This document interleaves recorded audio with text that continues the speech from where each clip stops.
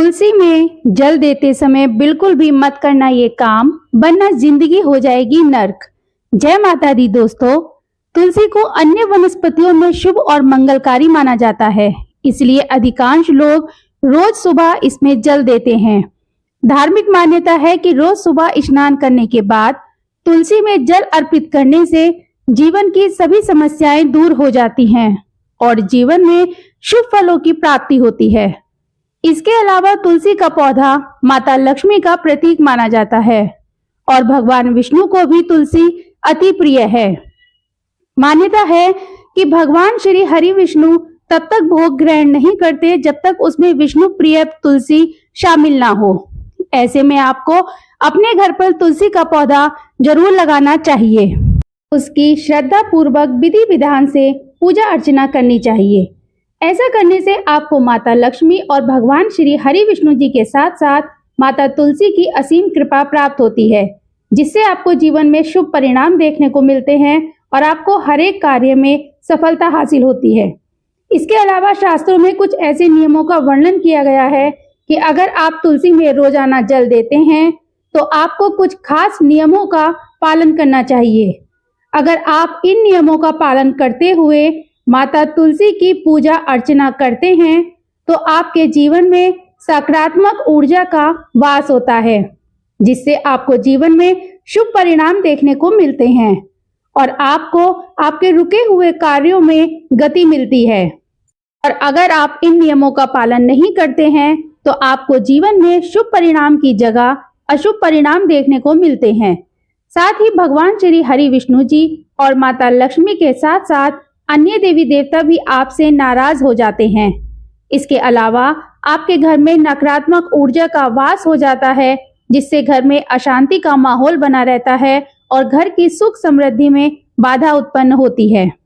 दोस्तों, तुलसी माता को स्नान आदि करने के बाद जल अर्पित करना बेहद ही शुभ माना जाता है।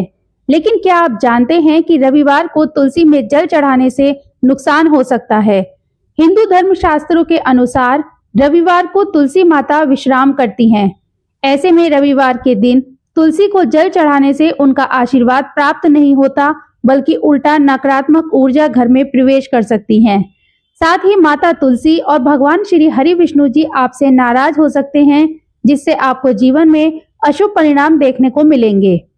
इसके अलावा कहा जाता है कि रविवार का दिन भगवान सूर्य देव का दिन होता है और तुलसी माता विष्णु जी को अर्पित हैं, इसलिए इस दिन उन्हें जल अर्पित करने से सूर्य और भगवान विष्णु की भी कृपा बाधित हो सकती है। साथ ही अगर आप ध्यान दें तो कई मंदिरों में भी रविवार को तुलसी पूजन नहीं किया जाता है। ऐसे में इस दिन तुलसी माता को जल अर्पित करें और ना ही उनकी पत्तियां तोड़ें।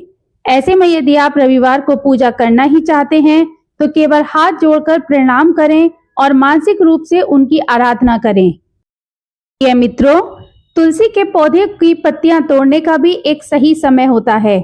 बहुत से लोग यह गलती कर बैठते हैं कि वे जब चाहे तुलसी की पत्तियां तोड़ लेते हैं, लेकिन ऐसे लोगों को बता दें जो ये कार्य करते हैं, वास्तु और शास्त्रों के अनुसार सूर्यास्त के बाद तुलसी की पत्तियां तोड़ना वर्जित होता है। यह माना जाता है कि शाम के समय तुलसी माता विश्राम करती हैं और इस समय उन्हें कष्ट पहुंचाना आपके लिए अशुभ हो सकता है। इसके अलावा शाम को तुलसी के आसपास सकारात्मक ऊर्जा एकत्रित होती है, जो घर परिवार में सुख शांति और समृद्धि लाने में मदद करती है। यदि ऐसे में इस समय तुलसी की पत्तियां तोड़ी जाती हैं तो घर में सकारात्मक ऊर्जा की जगह नकारात्मकता बढ़ सकती है और आर्थिक संकट उत्पन्न हो सकता है। दोस्तों, धार्मिक ग्रंथों के अनुसार तुलसी माता को जल चढ़ाते समय तांबे, पीतल या मिट्टी के पात्र का उपयोग करना बेहद ही शुभ माना जाता है। लेकिन कुछ लोग अज्ञानता में लोहे या स्टील के बर्तन से तुलसी को जल चढ़ा देते हैं, जो कि वास्तु के अनुसार बहुत ही गलत होता है, क्योंकि लोहे का धातु नकारात्मक ऊर्जा को आकर्षित करता है और तुलसी माता की सकारात्मक ऊर्जा को बाधित कर सकता है। इसके अलावा यह भी कहा जाता है कि लोहे के बर्तन का उपयोग तुलसी को जल देते समय करने से घर में धन हानि हो सकती है और परिवार के सदस्य को मानसिक तनाव का सामना करना पड़ सकता है। ऐसे में यदि आपके पास तांबे या पीतल का बर्तन नहीं है तो कम से कम मिट्टी के पात्र का उपयोग करें। दोस्तों, कई लोग यह सोचते हैं कि तुलसी माता को दूध अर्पित करने से अधिक पुण्य मिलेगा, लेकिन यह पूरी तरह से गलत है, क्योंकि तुलसी एक पवित्र और संवेदनशील पौधा है जिसे केवल स्वच्छ जल ही स्वीकार्य होता है। ऐसे में दूध या अन्य कोई भी तरल पदार्थ तुलसी को नुकसान पहुंचा सकता है। इसके अलावा दूध डालने से पौधे की जड़ें सड़ सकती हैं और धीरे धीरे तुलसी का पौधा मुरझाने लगता है। तुलसी के पौधे का मुरझाना बेहद ही अशुभ माना जाता है। इसके अलावा तुलसी में गंदा पानी या बासी पानी डालना भी बहुत अशुभ माना जाता है। तो अगर घर में तुलसी और केले का पौधा लगा दिया जाए तो घर में बरकत होती है तथा धन संबंधी सभी परेशानियां दूर होती हैं। लेकिन आपको इस बात का विशेष रूप से ध्यान रखना चाहिए कि तुलसी और केले का पौधा दोनों पौधे एक साथ नहीं लगे होने चाहिए, क्योंकि अगर आप तुलसी का पौधा और केले का पौधा एक साथ लगा देते हैं तो आपको शुभ परिणाम की जगह अशुभ परिणाम देखने को मिलते हैं।